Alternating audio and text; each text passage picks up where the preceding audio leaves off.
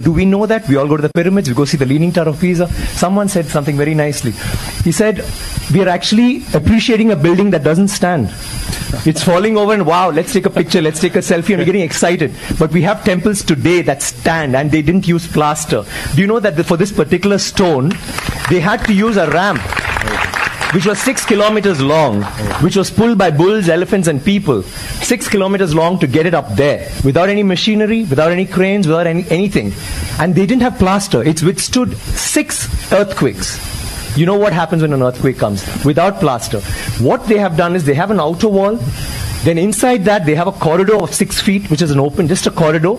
And then they have another structure inside which goes all the way to the top, which is why they can withstand earthquakes, which is why they stood so long.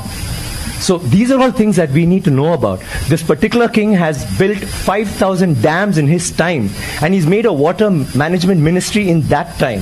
He's had elections for the village leaders. He's asked them to name cities after women. Why should it only be men? Why can't it be named after a queen? And they've had hospitals, free hospitals, and And he actually brought loans. I mean, he used to give loans. He used to help people get dignity, not just throw money around. So this is something that's so illustrious. And this happened in the 9th century. I'm sorry, I'm taking so much time. It happened in the 9th century when the rest of the world, you talk about superpowers today, the 9th century all this happened when we had the biggest maritime naval thing in the world.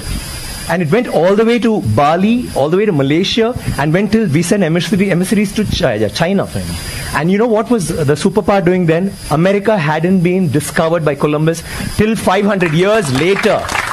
So think about our culture, think about how advanced we were. We need to be proud of this. It's nothing to do with North India, South India, West India, East India. It is, we are Indians. And we need to feel proud about that. And England is so illustrious, but England were invaded by the Vikings, and the Europe was in the dark ages during the 9th century. They had nothing going on. So don't you think we should celebrate history? Absolutely, absolutely. Thank you very much. Thank you. Manisha, I need water, please.